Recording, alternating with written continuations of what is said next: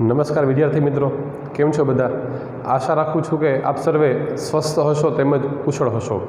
આપણે ભણી રહ્યા છીએ બાયોલોજીમાં ચેપ્ટર નંબર 1 સજીવ વિશ્વ, મતલબ કે તમે જેને કહી શકો છો લિવિંગ વર્લ્ડ. તો આ ચેપ્ટરમાં આપણે લાસ્ટ વિડીયો લેક્ચરમાં થોડા ઘણા એના બેઝિક કોન્સેપ્ટ વિશેની ચર્ચાઓ કરેલી હતી. લાસ્ટ વિડીયો લેક્ચરમાં આપણે ક્લાસિફિકેશનના ઇતિહાસ, ત્યારબાદ મોડર્ન ક્લાસિફિકેશન, સિસ્ટમેટિક વર્ડ શું છે, ટેક્ઝોનોમી વર્ડ શું છે, એના વિશેની વાત કરેલી હતી. એની પહેલાં આપણે દ્વિનામી નામકરણ પદ્ધતિ વિશેની વાત કરેલી હતી. તો આજના વિડીયો લેક્ચરની શરૂઆત કરતાં પહેલાં આપણે જે લાસ્ટ વિડીયો લેક્ચરમાં ભણી ચૂક્યા છીએ તે ફરીથી એટ એ ગ્લાન્સ ફટાફટ રિવિઝન કરી લઈએ. તો હવે આપણને ખબર છે કે દરેક સજીવનું વૈજ્ઞાનિક નામ ખૂબ જ મહત્ત્વનું છે, કેમ કે જ્યારે તમે ઇન્ટરનેશનલ લેવલે કોઈ પણ સજીવો માટે વાતચીત કરતા હોય તો એનું વૈજ્ઞાનિક નામની મદદથી જ તે વાતચીત શક્ય બને. કેમ કે આપણે કીધેલું છે કે આ પૃથ્વી ઉપર ઘણા બધા પ્રકારના સજીવો છે અને હજી પણ કેટલા બધા સજીવો તો ઓળખવાના પણ બાકી છે. તો આ બધા સજીવો છે, આ બધા સજીવો માટે એક ચોક્કસ unique universal scientific name is required. તો થોડી ઘણી જે બેઝિક ઇન્ફોર્મેશન હતી એ તમને અહીંયા લખી દઉં છું. આપણે એવું કીધેલું હતું કે દરેક સજીવો છે, તો આ દરેક સજીવો માટે વૈજ્ઞાનિક નામ ખૂબ જ મહત્ત્વનું છે. ચલો, કયું નામ? વૈજ્ઞાનિક નામ ખૂબ જ મહત્ત્વનું છે.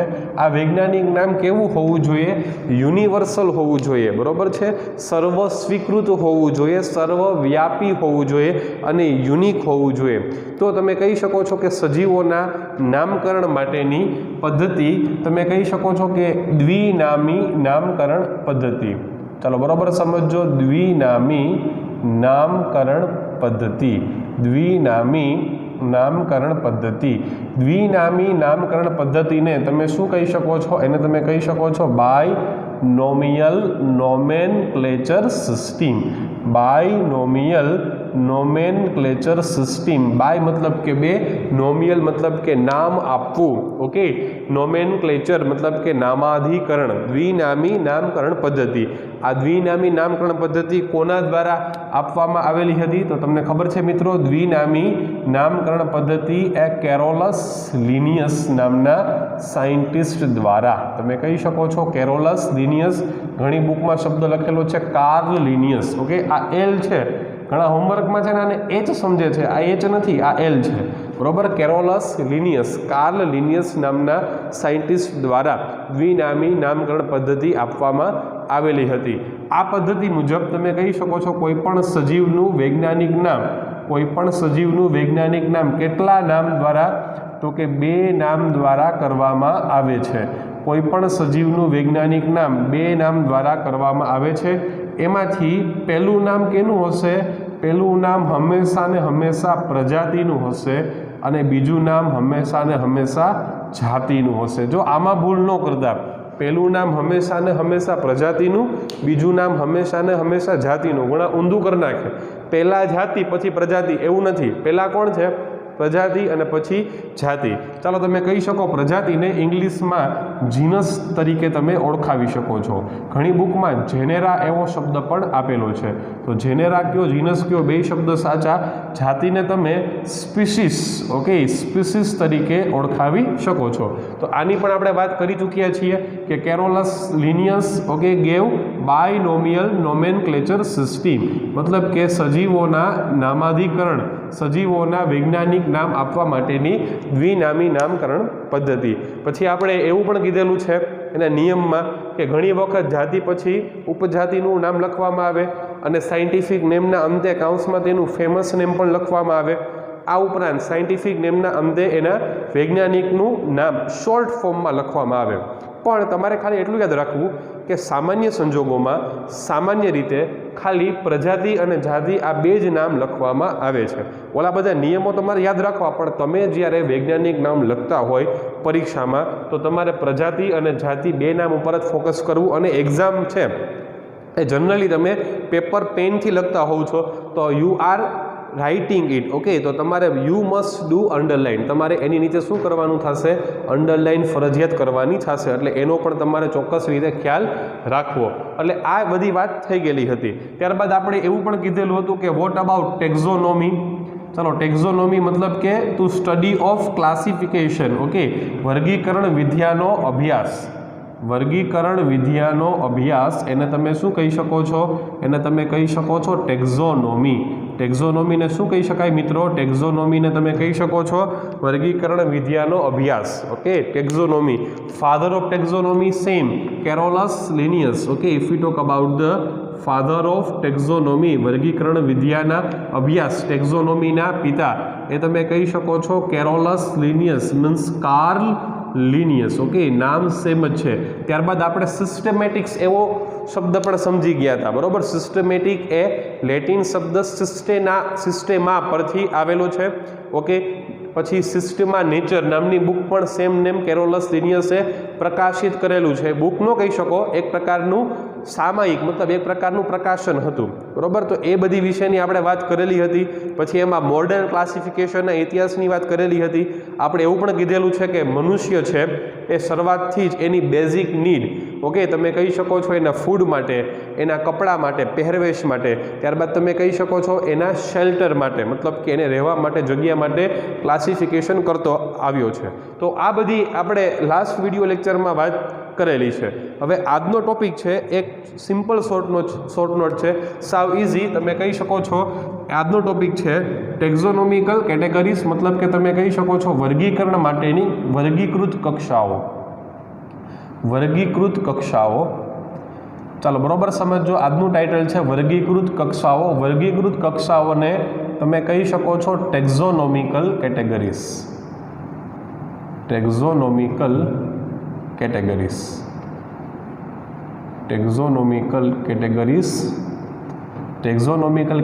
ने तमे कही शको छो वर्गीकृत कक्षाओं चलो बराबर समझो पॉइंट नंबर 1 में तमे कही शको छो कि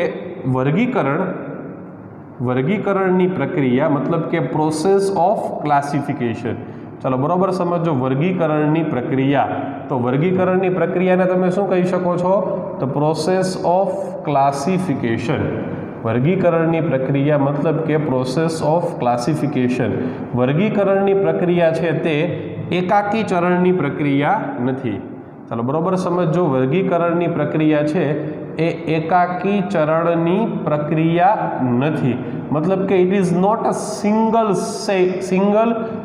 stepped process okay it is not a single stepped process मतलब घणी वखत तमने खबर होय कि सिंगल स्टेप मतलब के एक ज घामा प्रक्रिया थई जती होय बरोबर तमे स्विच दबावो ने पंखो चालू थाय ए एकाकी चरण प्रक्रिया थई गई बरोबर के फटाफट बराबर एक ज प्रोसेस में तमने प्रक्रिया शू मळी गयुं निपज मळी गयुं एटले क्लासिफिकेशन काई एकाकी चरण प्रक्रिया नहीं it is not a simple process और इट इज नॉट अ तमे कही शको छो सिंगल स्टेप्ड प्रोसेस तमे कही शको छो कि एक प्रकारनी जटिल प्रक्रिया है so it is one type of complex process process मतलब के एक प्रकारनी जटिल प्रक्रिया है अने आ जटिल प्रक्रिया में घणी बधी चलो बराबर समझो घणी बधी अलग अलग कक्षाओं अथवा तो घणा बधा अलग अलग चरणों समावेश थाय छे बराबर समझो घणी बधी अलग अलग कक्षाओं के घणा बधा अलग अलग चरणों समावेश थाय छे तो आपणे बात करी चूक्या कि पहला तो वर्गीकरण की व्याख्या शू थाय वर्गीकरण एक एवी वैज्ञानिक पद्धति है कि जेमा सजीवों ने तेना लक्षणों की समानता के भिन्नता आधारे एक ज के अलग अलग वर्ग में मूकवामां आवे छे it means the classification is one type of scientific method in which living organisms are arranged और प्लेस्ड इनटू सेम और different taxa according to their similarities and dissimilarities of their particular characters बराबर है तो तमे कही शको छो कि एक कॉम्प्लेक्स प्रोसेस है जटिल प्रक्रिया है और घणी बधी कक्षा मतलब शू कैटेगरी चरणों मतलब कि अलग अलग प्रकारना रेंक्स तमे कही शको छो घणी बधी कक्षाओं अथवा तो चरणों समावेश केमां थाय छे क्लासिफिकेशन में थाय छे तो तमारा मगज में एक वस्तु क्लियर होवी जोईए कि classification is not a simple process बराबर ए घणी विशाल प्रक्रिया है बराबर है सिंगल स्टेप प्रोसेस नहीं it is not a simple process it is one type of compound process चलो त्यारबाद तमे कही शको छो पॉइंट नंबर 2 में जो आपणे वर्गीकृत कक्षाओं की व्याख्या लखीए जो આપણે વ્યાખ્યા લખીએ છીએ હવે વર્ગીકૃત કક્ષાઓ, ઓકે બરોબર સમજો, વર્ગીકૃત કક્ષાઓ મતલબ કે what about the taxonomical, what about the taxonomical categories, what about the taxonomical categories मतलब કે વર્ગીકૃત કક્ષાઓ તમે કોને કહી શકો છો, વર્ગીકૃત કક્ષાઓ તમે કોને કહી શકો છો, બરોબર સમજો કે અલગ અલગ પ્રકારની કક્ષાઓ, બરોબર સમજો, જો વર્ગીકરણના અભ્યાસમાં, જો વર્ગીકરણના અભ્યાસમાં જોવા મળતી, જો વર્ગીકરણના અભ્યાસમાં જોવા મળતી, વર્ગીકરણના અભ્યાસમાં જોવા મળતી અલગ અલગ કક્ષાઓ, વર્ગીકરણના અભ્યાસમાં જોવા મળતી અલગ અલગ કક્ષાઓ જો વર્ગીકરણમાં ભાગ લેતી હોય, બરોબર સમજો, જો વર્ગીકરણમાં ભાગ લેતી હોય તો તેવી કક્ષાઓને તમે વર્ગીકૃત કક્ષાઓ કહી શકો છો, તો તેવી કક્ષાઓને તમે શું કહી શકો છો, વર્ગીકૃત કક્ષાઓ કહી શકો છો, બરોબર છે। તો વર્ગીકૃત કક્ષાઓ કોને કહેવાય, ટુ કોને ટચ, વર્ગીકરણ વિદ્યામાં અથવા તો વર્ગીકરણમાં ભાગ લેતી કક્ષાઓને વર્ગીકૃત કક્ષા કહેવાય, બરોબર।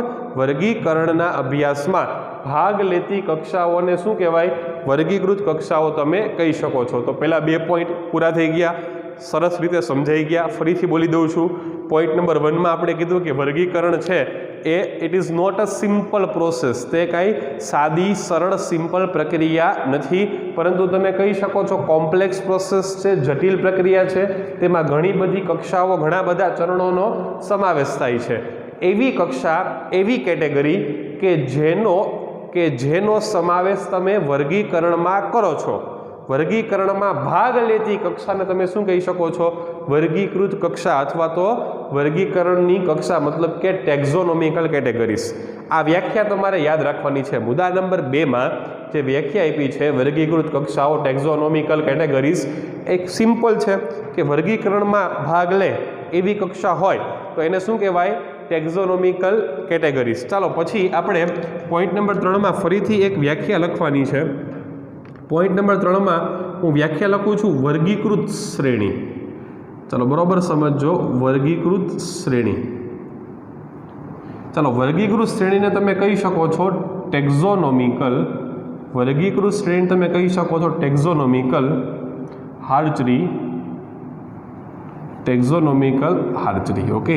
તો વોટ અબાઉટ ધ ટેક્ઝોનોમિકલ હાર્ચરી मतलब કે વર્ગીકૃત શ્રેણી, જો આ બધી વર્ગીકૃત કક્ષાઓ, આ બધી વર્ગીકૃત કક્ષાઓ ભેગી થઈને, આ બધી વર્ગીકૃત કક્ષાઓ ભેગી થઈને શું બનાવે, વર્ગીકૃત શ્રેણી मतलब કે all different types of taxonomical categories, all different types of taxonomical categories combine with each other, okay, and will form the taxonomical hierarchy, okay, मतलब કે વર્ગીકૃત શ્રેણી બનાવે છે। તો તમે કહી શકો છો સાવ ઈઝી છે, વર્ગીકૃત શ્રેણી કોને કહેવાય, તો તમે કહી શકો છો કે તમામ પ્રકારની, ચલો બરોબર સમજો મિત્રો, કે તમામ પ્રકારની વર્ગીકૃત કક્ષાઓ, તમામ પ્રકારની વર્ગીકૃત કક્ષાઓ એકબીજા સાથે, તમામ પ્રકારની વર્ગીકૃત કક્ષાઓ એકબીજા સાથે જોડાઈને, તમામ પ્રકારની વર્ગીકૃત કક્ષાઓ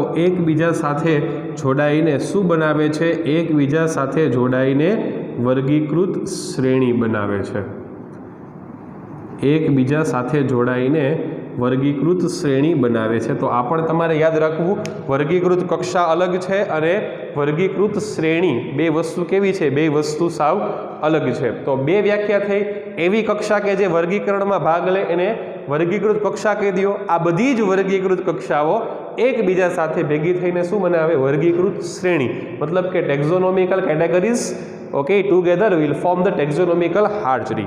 Now see what about the taxon, હવે આપણે વાત કરીએ છીએ ટેક્ઝોન વિશેની मतलब કે વર્ગક વિશેની। તો પોઈન્ટ નંબર 4 માં જો હું લખું છું એક શબ્દ અહીંયા હું ટેક્ઝોન, ચાલો ટેક્ઝોન मतलब કે શું, તો કે ટેક્ઝોનને તમે વર્ગક કહી શકો છો, ઘણી વખત એને વર્ગકી પણ કહેવાય. એ એક વચન બહુવચન છે, બરોબર. વર્ગક બહુવચન છે ને વર્ગકી એક વચન શબ્દ છે. તો વોટ અબાઉટ ધ ટેક્ઝોન? વર્ગક કોને કહેવાય? યાદ કરો, આપણે વર્ગીકરણની વ્યાખ્યામાં શું બોલતા હતા? વર્ગીકરણ એ એક એવી વૈજ્ઞાનિક પદ્ધતિ છે કે જેમાં સજીવોને તેના લક્ષણોની સમાનતા કે ભિન્નતાના આધારે અલગ અલગ કે એક જ વર્ગકમાં મૂકવામાં આવે છે. તો આ શબ્દ આવ્યો છે વર્ગક. વર્ગક શું છે? વર્ગક એટલે કાંઈ નહીં, વર્ગક એ એક પ્રકારની કેટેગરી છે. વર્ગક શું છે? એક પ્રકારની કેટેગરી. વર્ગક એ એક પ્રકારની ટેક્ઝોનોમિકલ કેટેગરી છે. એટલે વર્ગક એક પ્રકારની વર્ગીકૃત કક્ષાઓ થઈ ગઈ. Okay, so what about the taxon? તમે કહી શકો છો taxon it is one type of category. Taxon is what? It is one type of category. લખી નાખું, કેટેગરી મતલબ કક્ષા, બરોબર. It is one type of કક્ષા, એક પ્રકારની શું છે? કેટેગરી છે. તો યાદ રાખજો કે વોટ અબાઉટ ટેક્ઝોન? વર્ગક કોને કહેવાય? વર્ગક પણ એક પ્રકારની કક્ષા છે. ચાલો બરોબર સમજો. પોઈન્ટ નંબર 5 હવે જો આપણે ફોર એક્ઝામ્પલ તરીકે સમજીએ વર્ગકને, તો તમે કહી શકો છો કે સમાન લક્ષણ ધરાવતા સજીવોને, સમાન લક્ષણ ધરાવતા સજીવોને એક જ વર્ગકમાં મૂકવામાં આવે છે. સમાન લક્ષણ ધરાવતા સજીવોને એક જ વર્ગકમાં મૂકવામાં આવે છે. ચાલો બરોબર સમજો. વર્ગક સમાન લક્ષણ ધરાવતા સજીવોને એક જ વર્ગકમાં મૂકવામાં આવે છે. ફોર એક્ઝામ્પલ કે ધોરણ 6 ના વિદ્યાર્થીઓ, ધોરણ 7 ના વિદ્યાર્થીઓ, ધોરણ 8 ના વિદ્યાર્થીઓ, ધોરણ 11 ના વિદ્યાર્થીઓ, ધોરણ 12 ના વિદ્યાર્થીઓ. ઓકે, તો ઉંમર પ્રમાણે તમે એનું ગ્રુપ પાડી શકો? યસ ઓર નો? એમ એક પ્રકારના લક્ષણ છે. યાદ કરો, વર્ગીકરણની રમત કોના ઉપર આધારિત છે? વર્ગીકરણની આખી રમત છે ને એ કેરેક્ટર્સ મતલબ કે લક્ષણો ઉપર આધારિત છે. યાદ રાખજો. તો જેના લક્ષણ સમાન એને તમે એક જ કેટેગરીમાં મૂકી શકો. ફોર એક્ઝામ્પલ કે જેને બેટિંગ આવડતી હોય એ બધા શું થઈ ગયા? બેટ્સમેન. શું થઈ ગયા? બેટ્સમેન. જેને બોલિંગ આવડતી બધા શું થઈ ગયા? બોલર. પછી હાલે ન હાલી પછીની વાત છે, બરોબર છે. જેને બેટિંગ આવડતી હોય બધા બેટ્સમેન, જેને બોલિંગ આવડતી બધા શું કઈ કેટેગરીમાં આવશે? બોલરની કેટેગરીમાં આવશે. મતલબ કે જેની પાસે સમાન લક્ષણ છે. આપણે બધા કેવા છે? મનુષ્ય છે, કેમ કે આપણા બધાના કેરેક્ટર્સ કેવા છે? સમાન છે, બરોબર છે. સમજ, યાદ રાખજો, જેટલી આપણામાં સમાનતા છે ને એટલી જ આપણામાં ભિન્નતા છે. તમે ને હું સમાન નથી, આપણે કોઈ સમાન નથી, 100% સમાન નથી. યસ, આપણે 90% સમાન છીએ. તમે પણ મનુષ્ય, હું પણ મનુષ્ય, તમને પણ 2 આંખ, મને પણ 2 આંખ. ઓકે, તમે પણ બોલી શકો, હું પણ બોલી શકો. આમ તમે ચીરો મારો તો લાલ લોહી નીકળે, મને પણ લાલ લોહી નીકળે, બરોબર છે. એટલે આપણે બધા મનુષ્ય, પણ તમે જોવો જોઈએ કે આપણે 2 જ નહીં, પરંતુ 2 સગા ભાઈ બહેન હોય ને એ પણ સરખા નથી, એમાં ભિન્નતા જોવા મળે છે. એના વિશેનો કોન્સેપ્ટ જેનેટિક્સમાં છે, બરોબર છે. 12th માં આખું યુનિટ આવશે જબરજસ્ત, બરોબર. આપણે ત્યારે સમજશું. પણ અત્યારે યાદ રાખો કે સમાન લક્ષણ ધરાવતા સજીવોને તમે ક્યાં મૂકો છો? સમાન લક્ષણ ધરાવતા સજીવને તમે એક જ વર્ગકમાં મૂકો છો. ચાલો ફોર એક્ઝામ્પલ આપણે વાત કરીએ છીએ પોઈન્ટ નંબર 6 કે આપણી પાસે એક ક્લાસ છે, એક વર્ગ છે. તમે કહી શકો છો ક્લાસ ઇન્સેક્ટા. ચલો, ઇન્સેક્ટા મતલબ કે તમે તેને કહી શકો છો કીટક વર્ગ. ઇન્સેક્ટાને તમે શું કહી શકો છો? કીટક વર્ગ. તમે વર્ગીકરણ ભણો જ છો, બરોબર. વર્ગીકરણમાં તમે અલગ અલગ ફાઇલમ ભણો છો, જેમ કે પ્રોટોઝોઆ, પોરીફેરા, સિલેન્ટ્રેટા, પ્લેટિયલમિન્થસ, એસ્કેલમિન્થસ, એનાલિડા, આર્થ્રોપોડા, મોલ્યુસ્કા, એકેન્ડરમેટા, હેમિકોડોન, કોડેટા, બરોબર. ગુજરાતીમાં આમ બોલાય: પ્રજીવ, સછિદ્ર, કોષ્ઠાંતરી, પૃથુકૃમિ, સૂત્રકૃમિ, નુપુરક, સંધિપાદ, મૃદુકાય, સુર્તવથી, સામી મેરુદંડી અને મેરુદંડી. એમાં તમે જે સંધિપાદ ભણ્યા છો, બરોબર છે, મતલબ કે ફાઇલમ આર્થ્રોપોડા ભણ્યા છો. એ ફાઇલમ આર્થ્રોપોડાના પાછા 6 ક્લાસ પડે, 6 વર્ગ છે. તમે ભણ્યા છો એ સમુદાય છે. ઓકે, 6 વર્ગમાં એક છે ક્રસ્ટેશિયા, પછી બીજો છે એરેક્નિડા, ત્રીજો છે ડિપ્લોપોડા, ચોથો છે ચિલોપોડા, પાંચમો છે ઓનિકોફોરા અને છઠ્ઠો છે ઇન્સેક્ટા. જેમ સંધિપાદ લાર્જેસ્ટ ફાઇલમ ઓફ ધીસ વર્લ્ડ, આ દુનિયાનો સૌથી મોટામાં મોટો સમુદાય સંધિપાદ છે, એમ ઇન્સેક્ટા આ દુનિયાનો સૌથી મોટામાં મોટો ક્લાસ, એટલે કે it is the largest class of this world. Okay, તો ઇન્સેક્ટા એટલે કે કીટક વર્ગ, બરોબર સમજો. હવે તમે કહી શકો છો કે તમારી પાસે એવા સજીવ છે કે જેની પાસે 3 જોડ ઉપાંગોની હાજરી છે. કેટલા જોડ? 3 જોડ ઉપાંગોની હાજરી. મતલબ કે presence of 3 pair of appendages. Presence of 3 pairs of appendages. Presence of 3 pairs of appendages. જો એને એ લોકો પાસે જેની પાસે 3 જોડ ઉપાંગ હોય ને એને કેમાં મૂકો તમે? ઇન્સેક્ટામાં મૂકો. જેના શરીરનું વિભાજન શીર્ષ, ઉરસ અને ઉદરમાં થયું હોય એને કેમાં મૂકો તમે? ઇન્સેક્ટામાં મૂકો. બરોબર છે. જેની પાસે કમ્પાઉન્ડ આઈસ હોય, સંયુક્ત આંખો હોય એને કેમાં મૂકો તમે? ઇન્સેક્ટામાં મૂકો. બરોબર છે. એટલે તમારે એને કેમાં મૂકવાના છે? કીટક વર્ગમાં મૂકવાના છે. પ્રેઝન્સ ઓફ 3 પેર ઓફ એપેન્ડેજીસ, 3 જોડ ઉપાંગોની હાજરી તમને જોવા મળે છે. એટલે કીટક શું થઈ ગયો? કીટક એક પ્રકારનો વર્ગ, અને એ વર્ગ શું થઈ ગયો? વર્ગ એક પ્રકારનો ટેક્ઝોન થઈ ગયો. એટલે આટલી વસ્તુ તમારા મગજમાં પરફેક્ટ તમને આવડતી હોવી જોઈએ. ચલો તો 6 પોઈન્ટ છે એ 6 પોઈન્ટ ત્યાં પૂર્ણ થયા. હવે પોઈન્ટ નંબર 7માં તમને હું ટેક્ઝોન છે, ટેક્ઝોન વર્ગ, એ તમને હું થોડોક બ્રીફલી સમજાવું. બરોબર સમજો. હવે આપણે પોઈન્ટ નંબર 7માં છે ને એ ટેક્ઝોનના એક્ઝામ્પલ લખીએ છીએ. ચાલો બરોબર સમજો. પોઈન્ટ નંબર 7 મેં લખ્યું છે ટેક્ઝોન. ટેક્ઝોનને તમે શું કહી શકો છો? તો કે ટેક્ઝોનને તમે વર્ગક કીધું છે. ચાલો વર્ગકના એક્ઝામ્પલમાં શું હોઈ શકે? બરોબર સમજો. વર્ગકના એક્ઝામ્પલમાં હવે જો હું એક્ઝામ્પલ લખું છું નહીં, વર્ગકના છે હો. બરોબર સમજો. મેં લખ્યું છે અહીંયા કિંગડમ. ચાલો બરોબર સમજો. કિંગડમ. કિંગડમને તમે કહી શકો છો સૃષ્ટિ. બરોબર છે. કિંગડમ પછી સબ કિંગડમ આવે, ઇન્ફ્રા કિંગડમ આવે. બરોબર. પણ તમારી બુકમાં નથી, પણ તમે ખાલી યાદ રાખજો, યાદ રાખવું હોય તો. કિંગડમ પછી સબ કિંગડમ, સૃષ્ટિ પછી ઉપસૃષ્ટિ. સબ કિંગડમને તમે કહી શકો છો ઉપસૃષ્ટિ. સબ કિંગડમ પછી આવશે ઇન્ફ્રા કિંગડમ. સબ કિંગડમ પછી આવશે ઇન્ફ્રા કિંગડમ. એને તમે કહી શકો છો પેટા સૃષ્ટિ. શું કહી શકો છો? પેટા સૃષ્ટિ. ચાલો કિંગડમ, સબ કિંગડમ, ઇન્ફ્રા કિંગડમ. પછી આવે છે ફાઇલમ. ફાઇલમને તમે કહી શકો છો સમુદાય. પણ ફાઇલમ છે ને, યાદ રાખવું મિત્રો કે ફાઇલમ છે ને એ માત્ર ને માત્ર એનિમલ્સ માટે યુઝ થાય છે. મતલબ કે તમે જ્યારે પ્રાણીઓનું ક્લાસિફિકેશન કરો ને ત્યારે જ તમારે ફાઇલમ યુઝ કરવાનો છે.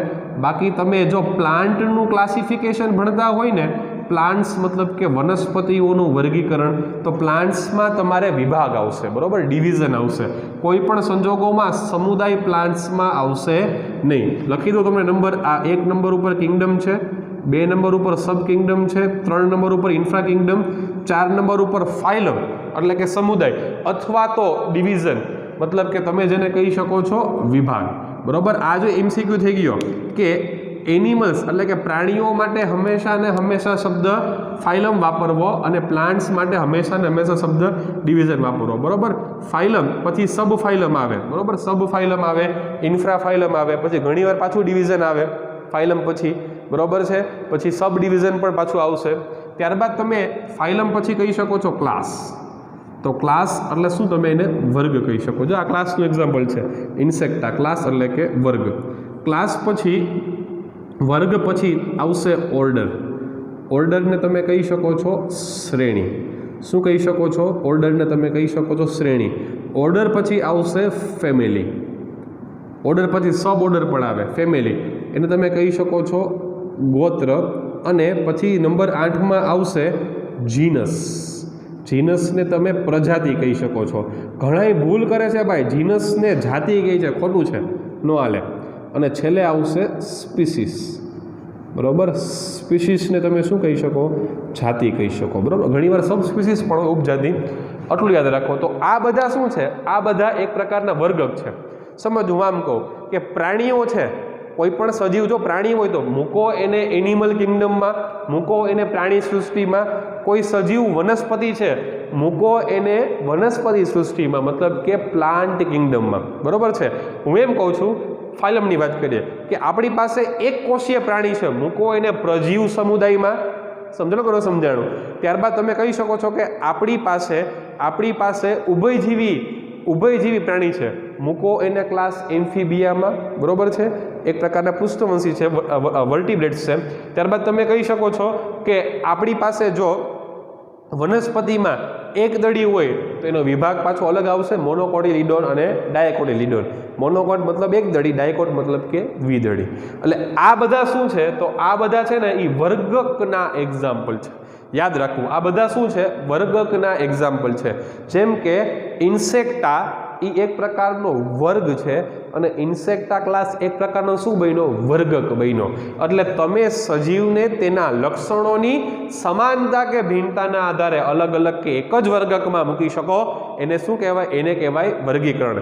યાદ રાખવું મિત્રો કે સૃષ્ટિ છે એટલે કે કિંગડમ છે એ ઇટ ઇઝ ધ લાર્જેસ્ટ ટેક્ઝા. બરોબર, ટેક્ઝા મતલબ કે વર્ગક.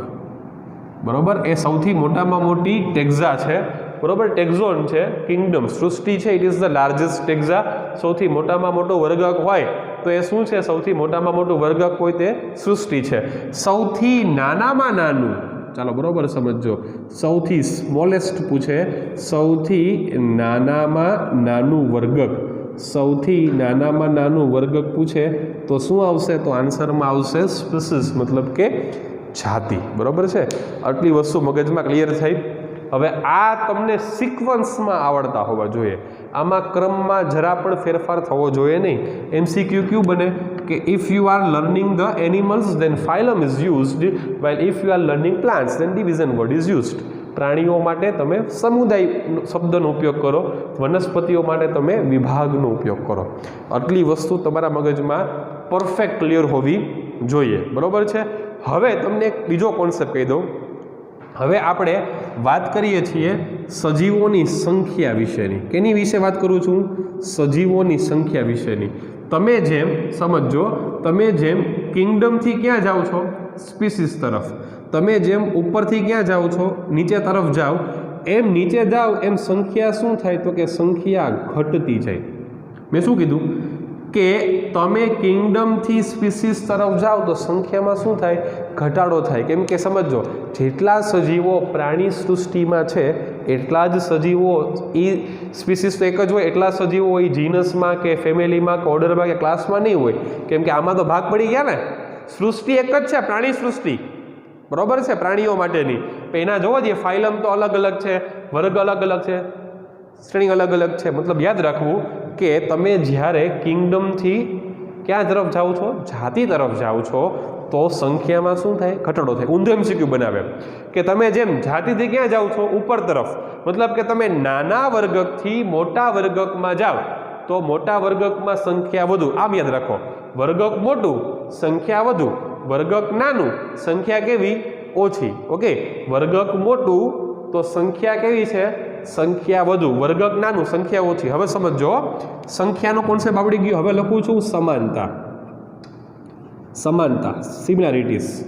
જોજો, જેમ સંખ્યા ઓછી, નાનું વર્ગક છે, સંખ્યા ઓછી છે ને, જેમ સંખ્યા ઓછી એમ સમાનતા કેવી? એમ સમાનતા વધારે. જેમ સંખ્યા ઓછી એમ સમાનતા કેવી? વધારે. જેમ સંખ્યા વધુ એમ સમાનતા કેવી? ઓછી. બરોબર છે. એટલે બે કોન્સેપ્ટ યાદ રાખવાનું કે વર્ગક મોટું, સંખ્યા વધુ, સમાનતા ઓછી. કેમ કે સમજો, અમીબા પર પ્રાણી છે, આપણે પણ પ્રાણી છે. બે કેમાં આવ્યા? એનિમલ કિંગડમમાં આવ્યા. ખબર પડી? સમાનતા કેવી થઈ ગઈ? ઓછી થઈ ગઈ. સંખ્યા વધુ, સમાનતા ઓછી. નીચે તરફ જાઓ, સંખ્યા ઘટે, સમાનતા વધે. એટલે આ કોન્સેપ્ટ આવડતો હોવો જોઈએ. આમાંથી જબરજસ્ત ઘણા બધા ક્વેશ્ચન આમાંથી બની શકે. બરોબર? તો આ રીતે આજનો ક્વેશ્ચન આપણે સંપૂર્ણપણે સમાપ્ત કરીએ છીએ. આશા રાખું છું કે તમને જબરજસ્ત રીતે સમજાઈ ગયું હશે. Thank you very much.